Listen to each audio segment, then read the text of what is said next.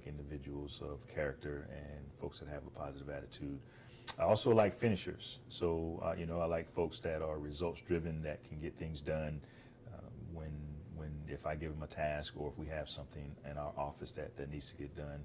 I'm not a helicopter boss or chief. I'm not gonna, you know, ask you 1,000 times or whatever. So, you know, I kind of expect folks to have initiative and take care of business. But I really do kind of hone in on, you know, hiring folks that are of good moral character, and that positive attitude thing, man, is you know, it's catching. And so you get, in order to work around me, you got to have that positive attitude. This is where we make our money. I mean, the stuff that we're doing, and from a policy and programmatic standpoint, is okay, maybe important, but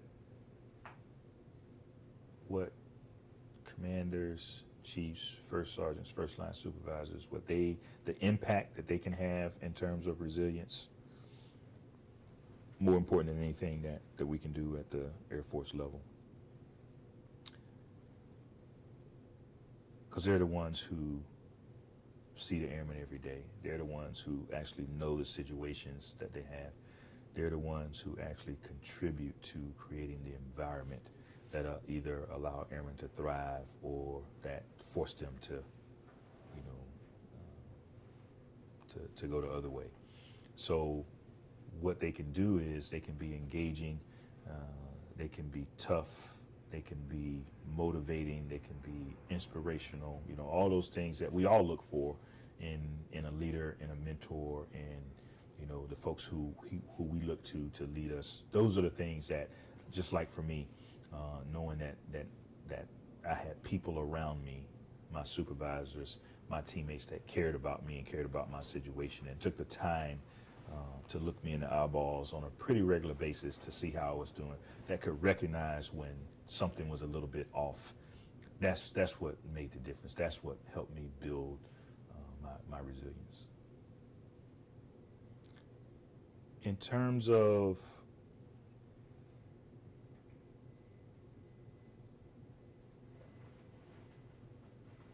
resilience,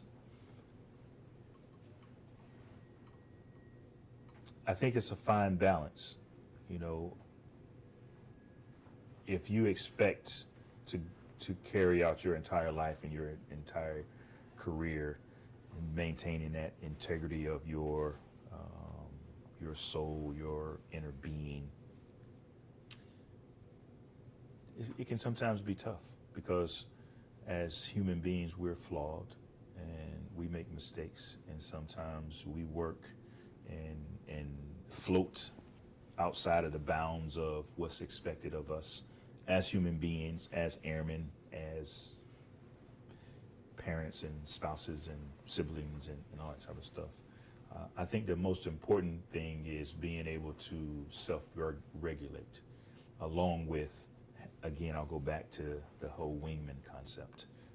So it's important to be able to, on a pretty regular basis, look in the mirror and say to yourself, man, I'm kind of out of bounds. I'm out of whack with where I'm supposed to be and how I'm treating my people, how I'm taking care of myself. And I think if you take that along with the ability of friends, colleagues, teammates, wingmen, supervisors saying, hey, Mac, you're out of bounds. You know, this is not who you are. You know, I saw something today that disturbed me a little bit, and I want to make sure you're doing okay. So as long as you can have both sides of that coin, helping regulate, you know, who you are and how you present, then I think you can maintain the integrity of, you know, who you are and stay resilient as airmen. I just want to say thank you to the 9th Reconnaissance Wing and Team Beale for hosting us. It's been a great visit, a little short, and hopefully we'll get back to come and see a little bit more of the mission, but thank you guys a lot. It's been great. So I'm not a detailed person. I have keep a very busy schedule. You know, I tend to look at big picture things, and so if I ask someone to do something, you know, I won't be in the details of how you get it done, when you get it done, and all that stuff. Now, I will give you a deadline and expectation, but as far as digging into the details and all that, that's really up to them. I make sure they have the right training. I make sure they have the right resources, and then I let them decide, you know, how best to get it done. So one of the first things that I would encourage all airmen to do is, man, decide what it is that you want to be in the Air Force, what it is you want to be in life, and then let that drive what opportunities you take. So if you want to have a long, storied career in your career field, there's probably certain things that you should do. First and foremost, I believe that, you know, all of us as airmen, you know, first priority is being good at your job.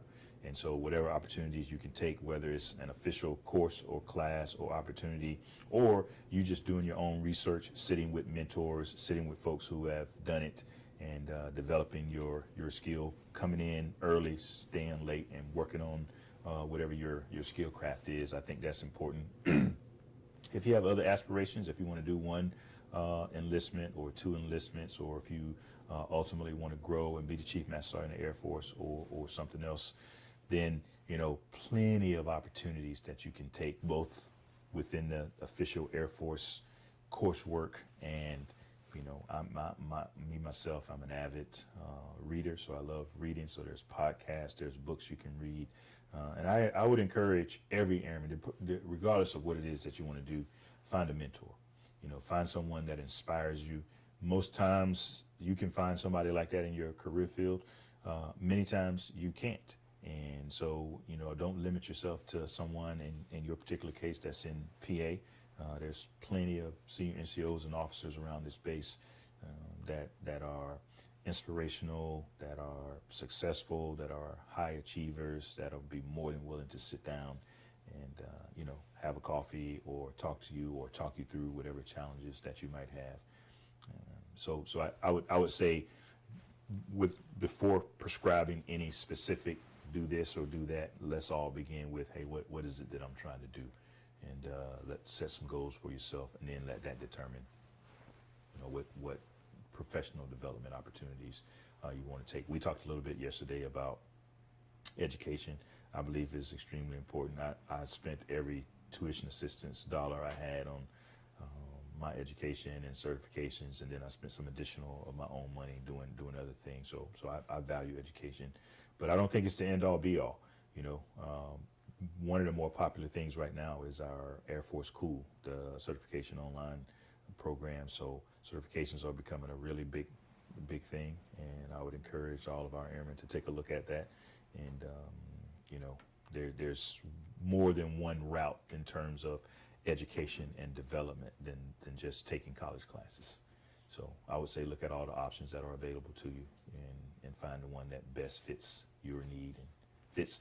And you also have to take into account, you know, what fits within your work schedule, your family life, and all those things.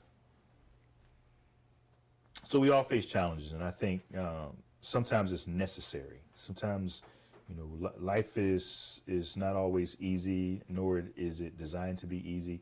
And so what I would encourage every airman when they face roadblocks in attempts to grow professionally, to be resilient, to progress in their careers, achieve whatever goals that they have, is, you know, the old adage of you get knocked down 7 times, you got to get back up 8. And I tell you what helped me, because I when I was coming up, I met some roadblocks. Most of them were self-induced. Me, you know, not being able to get out of my own way. But what really helped me was, and I'll go back to what I just mentioned, is I had this goal, right? And when I was a senior airman, I kind of decided that I wanted to be a chief. And between that and when I made chief, man, lots of roadblocks. Most of them were self-induced. A couple were the situation. A couple were I had a bad supervisor and all that good stuff. And so I got knocked down a couple of times. But what helped me get back up, and it wasn't easy, but what always ultimately helped me get back up was because I had this goal, because I had something that I was always striving for, that I felt like, man, I got to get back up. I got to, you know, get back on my feet, because, you know, I've told myself that I'm going to be a chief. And it was also very, very helpful, and this is something that I would encourage airmen to do, that I had wingmen. We didn't really know them as wingmen back then. But I had friends and colleagues that sometimes at work, but mostly guys that I lived in the dorms with or that I played basketball with, that helped me through some of the tough times. So I always felt like I had a group of people, along with my mentor. I always felt like I had a group of people that really cared about me, that helped me. There were times when I think I tried to go it alone. I was going through stuff, and I would sit in my room and pout about it and mope about it and complain about it. And my friends would, pop me across the back of the head and say, hey man, you got to get over that, and we're going to help you.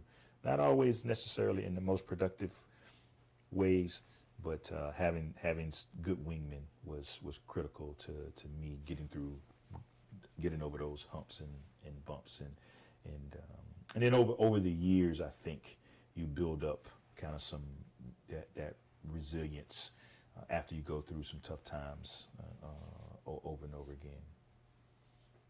Especially in a job like ours as airmen, when you're charged, and certainly as you progress in the various leadership roles, when you're charged with taking care of a lot of people, and you have a busy schedule, and you have to be a good wingman to other folks, and you have to take care of your airmen, you have to take care of your boss. You got to take care of yourself. And part of that I would say is fitness. Part of that is nutrition, something that we sometimes don't pay much attention to. The spiritual domain of, for me, I do a lot of mental and spiritual. So I pray every single morning when I wake up. I meditate for about 10 minutes every morning before I get started with my routine. Sometimes before the gym, sometimes after the gym. We typically, when we're on the road, we're in the gym at 0500 most days. And so I do prayer meditation after that. When I'm home, I do it prior to going to the gym. But all of those things that I would consider self-care, man, they're important, because you got to have your stuff together if you're going to be available to other people. Because like I mentioned yesterday, you'll have folks that want to plug into you for advice and guidance and motivation and mentorship and inspiration.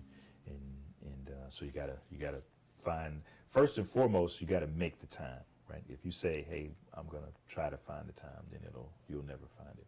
I mean, you just got to lay down the gauntlet and say, this is the time that I'm going to work out, and it needs to be protected.